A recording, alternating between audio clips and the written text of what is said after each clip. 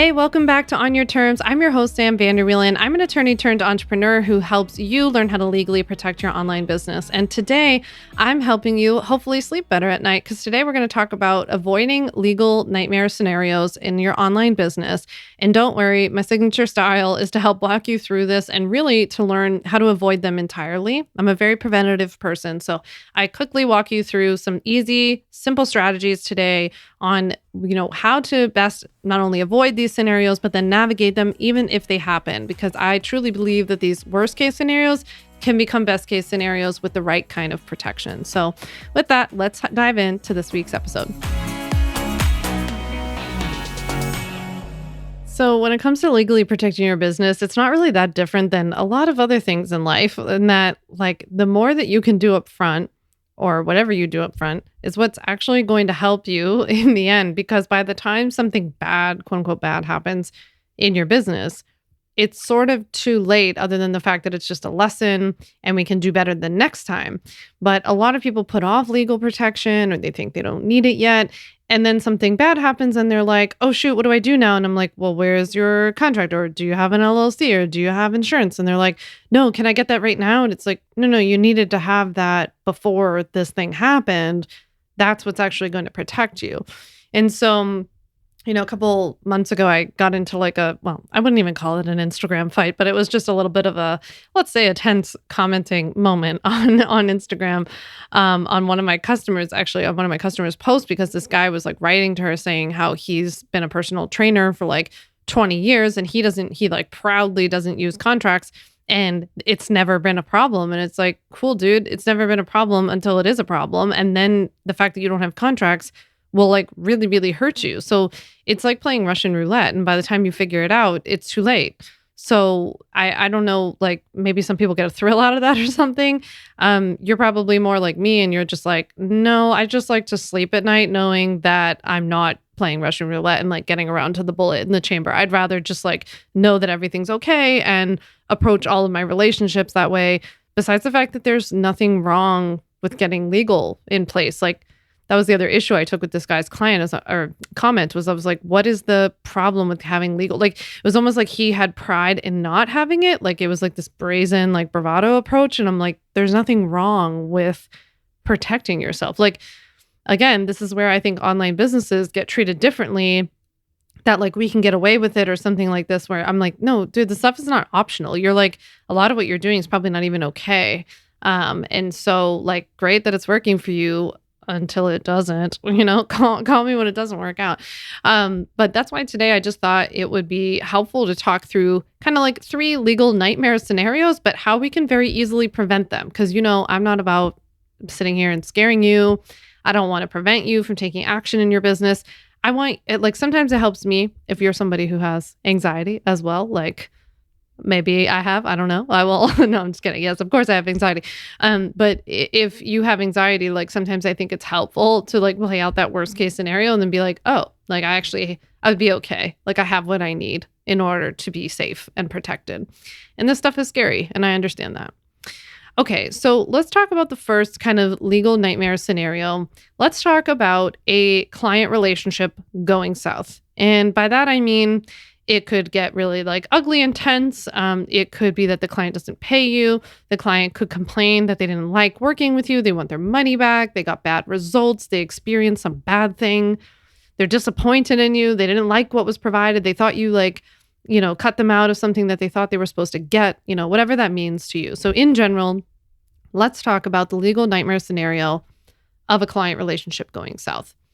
So much of a client relationship going south can be avoided on the front end.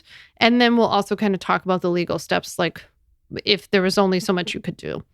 So on the front end, I really believe in pre-qualifying clients as much as possible.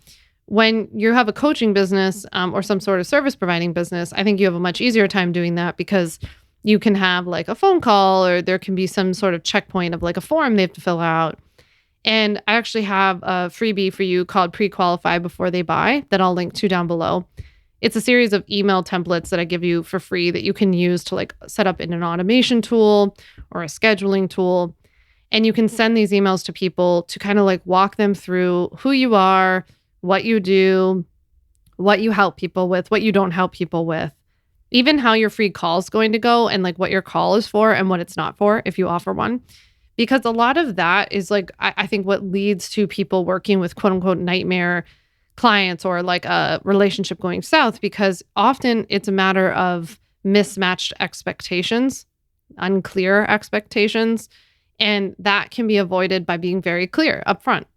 So, and not to mention not wasting your time to get on calls with people who like don't genuinely want to work with you. So I think pre-qualifying clients as much as possible is a great preventative measure to trying to keep relationships from ever even going south in the first place.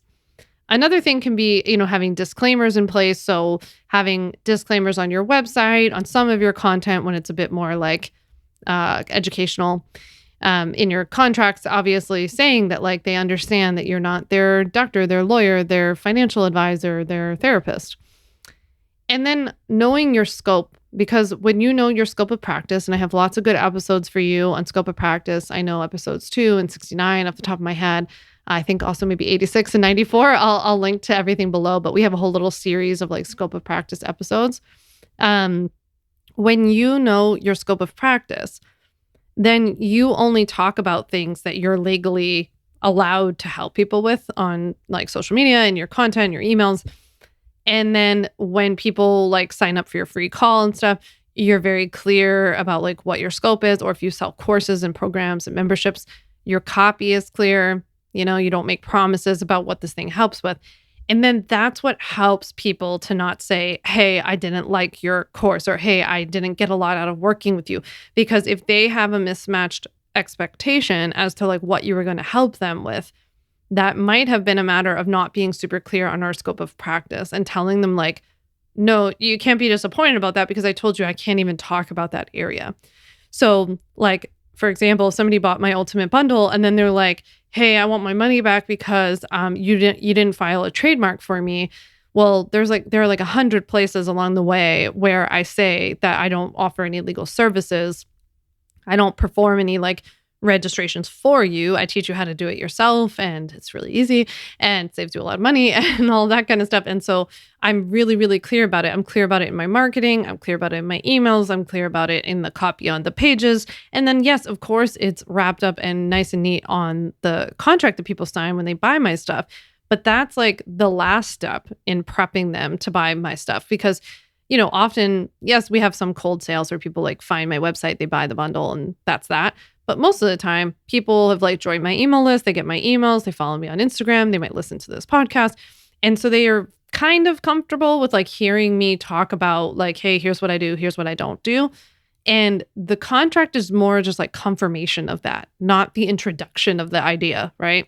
So that's why I think like really knowing your scope of practice and like embodying that throughout your business in many different ways and learning how to talk about that in a just normal business owner way and not just like burying it in a legal policy somewhere is super, super helpful. That's where you're going to want to go back and listen to my scope of practice episodes, because I really dig in as to like how to embody your scope of practice and knowing what you can legally do and not do. I think in general, just having a lot of that clarity around what you do is going to prevent a lot of these nightmare clients.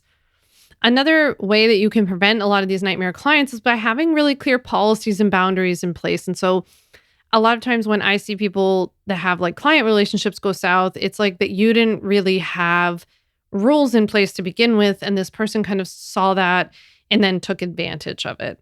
And so, if they know that they didn't sign a contract and they know they can kind of like behave badly, if you let them slide on some things that were in their contract at one point and then like don't hold them accountable in another, they might say like, hey, I thought I can just cancel my contract now. Like, I just see a lot of that like kind of boundary pushing go on. And I know that like it can be hard because you might feel like you're being too rigid or being a jerk, or just like it doesn't have to be that serious or something like that. But you deserve to treat your business like a legitimate business, the legitimate business that it is. And legitimate businesses have rules and policies, and like, you can bend where you need to bend and all that kind of stuff. But I would be careful with letting clients kind of like set the tone off the bat, because that tends to be what leads to some of these relationships going south down the line, right? So it might lead to somebody saying like, I'm not paying you anymore and all that good stuff. Well, if you had that client sign a legitimate contract, for example, and the contract was sent and signed properly, meaning that they had access to the contract at the same time that they had to pay you, which I have an episode about below. I'll make sure that's linked in the show notes about sending and signing contracts properly. Then you don't really have anything to worry about, right? So see how like that legal, like you might have this like nightmare scenario in your mind thinking, oh my gosh, what if I do all this work and someone doesn't pay me? Well, there you go. That's how you avoid it, right? By both pre-qualifying them, then having the right contract in place that has the right payment policies in it. And then because you had a legitimate contract, you're able to enforce that contract against them to seek payment, right? And be made whole. So this is kind of how we go through the process of thinking like, okay, here's the worst thing that can happen, but I did all the right things on the front end, and that's how I'm going to be able to save my tushy, right? Okay, so let's talk about the second legal nightmare scenario. I think the second legal nightmare scenario is it's probably the biggest one for me, is somebody stealing one of your products, your course, your program content, something big, right? Something that really means a lot to you. You've put a lot of time and effort into probably something that's paid, right? And this is a legal nightmare scenario that can be avoided in two ways. The first thing is that you want to have terms of use at checkout for anything that's like a course, a membership, a digital product, a program, something like that. If it's one-to-one coaching or a group program, you would use a one-to-one coaching contract or a group program contract for those. But for something like a course or a membership or digital product, we want a contract that's called terms of use. And we're going to like integrate that at checkout. So it's something that people would check off a box at checkout saying that they've agreed to it. And the reason that that's really important is because in that terms of use, you're going to have rules about accessing your content, about sharing your content, about how they get a limited license to your content, meaning you've allowed them to access and use your content for their own personal use, but not to resell it. They can't become like an authorized reseller of it and like sell it on Amazon or something. I don't know. Or sell it on one of those course sites where people resell courses. So the reason that we have to do that is because that's where we establish the terms of people's access and use of our material. And we could even have a confidentiality clause. And then if and when they steal it or they reshare it or they give other people access to it, we now have them on a breach of contract claim, right? So we're building a case. So we have this contract at checkout, they have to check it off, and then they purchase it. Their use of it is subject to those terms, and now they violated it, right? So you have something on them. If you didn't have a contract at checkout, then there's not really any claim because you didn't have anything there telling people what the rules were, right? So that's why we want to be nice and clear up front. Now, the second way that we would really not really avoid this necessarily, but really put you in a great position to do something about it, a very easy position to do something about it quickly, would be copywriting that content that the person stole ahead of time, right? So this is another preventative measure. So if you create a course, a digital product, something like that, a membership that has like a bunch of videos or downloads in it, you can submit all of that to the US Copyright Office for registration. So it's pretty easy, actually. You can like fill out a form, you upload the material, you pay a small fee, and you typically upload it in like medium types. So if you have like videos and PDFs, you would like submit one thing with all the videos and one thing with all the PDFs. And it's actually a lot easier than getting a trademark. It's a lot faster, a million times cheaper. And you do that because that's going to establish you as the presumptuous like owner of this material. And it's also going to make it super easy to do something about it if someone steals it, because essentially if you're able to then send off like a copy of your copyright certificate, for example, it's going to shut down that conversation very, very quickly. Or if you have to send it to like someone's website or like to Udemy, if they like steal your course and post it there or something like that, it's going to be very, very quick to get that taken care of. It also gives you additional rights as a business owner to go after financial damages, to sue in federal court, a lot of different things. So it's a really helpful, smart move, I think. I was just teaching a training the other day for Allison Tenney's group program. I do like paid legal trainings for people a lot for their courses and their group programs and masterminds. And I was talking with them about how I actually wish people would pay more attention to copywriting their like content and paid offers than trademarking names of things. Like trademarking names of things is important, but like the content is really the meat of like what you want to protect, right? And so it just always often surprises me that like people are so adamant about protecting names of things that are like kind of generic, but then the like meat and potatoes of what you're actually selling is totally vulnerable. So I would encourage you to spend a little more time thinking about this part. All right, the third, definitely not final legal nightmare scenario, but I think the most common one in our industry is being sued for something personally. So being personally liable for what happens as a result of something in your business. This often comes because people have not properly registered their business. So they might not have registered an LLC, for example. They might have registered a sole proprietorship, or they just might not have registered at all. Some people falsely think that like having a DBA covers them. That doesn't cover you. Just having a DBA, that doesn't cover you. So not having an LLC is a surefire way to make sure that you could be personally liable for things that happen in your business.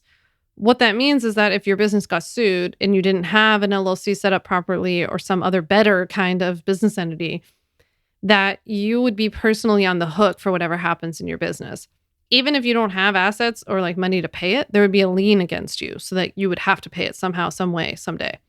So we don't want to do that. Now, on the flip side, you might have an LLC already, and even then, you still need to be conscientious of not getting sued personally or being held personally liable for things that happen in your business. A lot of times people think that if they've gotten an LLC, then like anything goes, they can do whatever they want. As long as they have an LLC on the back end, it protects them. And that's not necessarily true. So we have to act like an LLC as well. So what does that look like? That means using the actual LLC name of your business, unless you've registered a DBA in your state that allows you to drop the moniker, or that's the literal term LLC, or like limited liability company if you had it spelled out. Or if you've registered a DBA for like, if you go by a different name entirely than what your business's registered name is, you would have to do that in order to be afforded the legal protection from your LLC if you're going by a different name.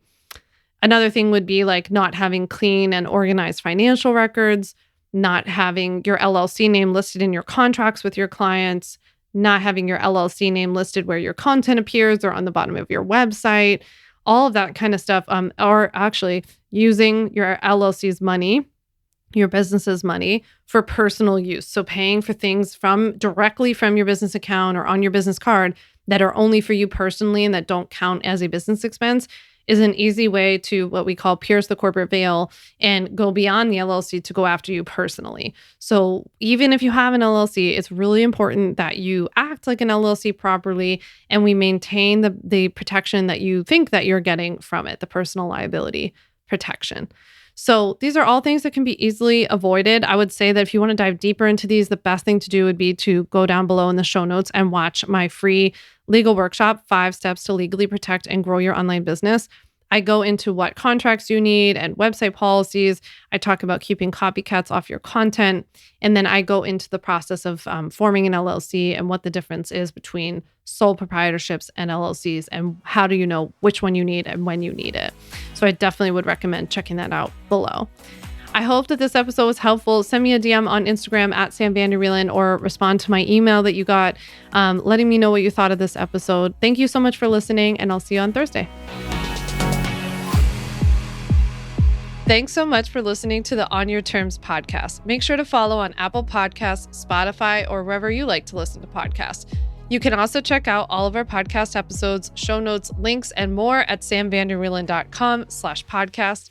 You can learn more about legally protecting your business and take my free legal workshop, 5 Steps to Legally Protect and Grow Your Online Business at samvanderwielen.com. And to stay connected and follow along, follow me on Instagram at Sam Vander Wielen and send me a DM to say hi.